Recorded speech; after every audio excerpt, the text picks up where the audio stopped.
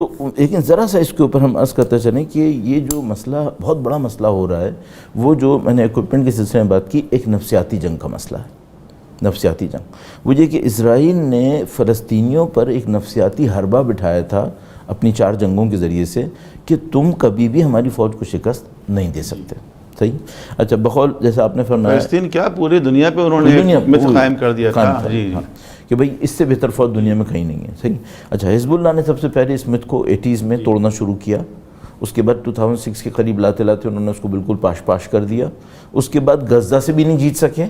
اس سے بھی ہار گئے اسرائیلی۔ اچھا، اب یہ تھا کہ لوگوں کے دماغ سے وہ خواب کافی حد تک کم ہو چکا تھا،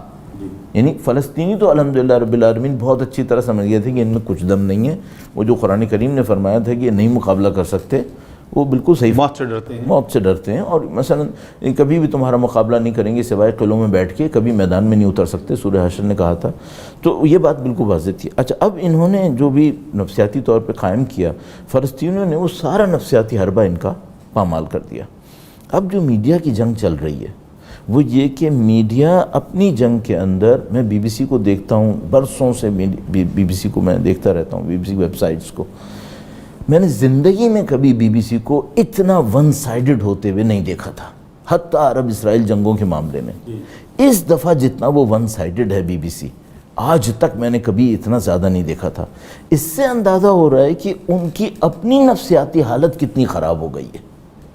یعنی اس سے مجھے یہ سمجھ میں آ رہا ہے کہ بھائی وہ جو دوسروں میں نفسیاتی خوف بٹھا رہے تھے وہ تو خیر گیا، ان کی اپنی نفسیاتی حالت اتنی خراب ہو گئی ہے کہ بی بی سی اور دوسرے میڈیا آؤٹ آف دا وے اپنے کیریئر کو خطرے میں ڈال کر ان کو سپورٹ کرنے کی طرف آئے ہوئے ہیں کہ بھائی خدا کا واسطہ ان کو تھوڑا سا سمجھانے کی کوشش کریں۔ ایک تو جنگ یہ چل رہی ہے میڈیا کی جنگ، ایک اور جنگ پوری دنیا کے اندر چل رہی ہے۔ مثلا میں اس کو پوائنٹ کرنے کے لیے ہارورڈ یونیورسٹی کہوں گا، ہارورڈ یونیورسٹی کے اندر اسٹوڈنٹس کی ایک بہت بڑی تعداد نے ایک لیٹر ایشو کیا جس میں فلسطین کی حمایت کی۔ ہارورڈ یونیورسٹی ان اسٹوڈنٹس کو ڈیفینڈ نہیں کر پا رہی،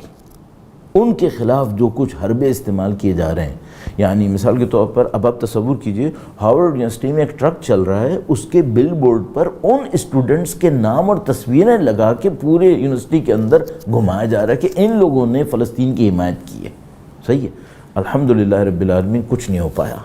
اور وہ اسٹوڈنٹس برطانیہ میں بھی انہوں نے کہا تھا کہ مظاہرہ نہیں ہوگا، جھنڈے نہیں لگائے جائیں گے، لیکن زبردست مظاہرے ہوئے۔ فرانس میں کہا کہ نہیں ہوں گے اور ہو گیا الحمدللہ۔ اور ابھی میں نے کل بھی پڑھا، آج یا کل پڑھا بی بی سی کے اوپر کہ ایک اسٹوڈنٹ نے ایک یونیورسٹی کے اندر، میرے خیال میں یو کے کی ایک یونیورسٹی کے اندر، اب کس ریجن کی تھی میں ذہن سے نکل رہا ہے، انہوں نے وہ اسٹوڈنٹس باڈی کی ہیڈ تھیں، ایک اسٹوڈنٹ تھی، اس نے اسٹوڈنٹ باڈی کی ہیڈ تھی، انہوں نے لیٹر پڑھا فلسطین کی حمایت میں، ان کو پولیس پکڑ کے لے کے گئی ہے کیونکہ آپ نے حماس کی حمایت کی جو ٹیررسٹ آرگنائزیشن ہے۔ صحیح، اتنا زیادہ یہ لوگ نفسیاتی طور پر دباؤ میں آ گئے کہ ان حرکتوں پہ اتر آئیں۔ یا مثال کے طور پر اب جناب علی گفتگو یہ چل رہی ہے کہ آیا فلسطین کا پرچم لہرانا جرم نہیں ہے؟ تو یہ جو باتیں یہاں تک ہیں بہت اچھا ہو گیا، اس سے وہ جتنے بھی ان کے دعوے تھے ایکسپوز ہو گئے، نقاب تھے وہ اٹھ گئے۔ تو میں سمجھتا ہوں یہ نفسیاتی حربہ جنگ جو ہے وہ بڑی زبردست طریقے سے چل رہی ہے اور بہت اچھے طریقے سے دنیا اس کے اندر واضح ہو کے سامنے آ رہی ہے۔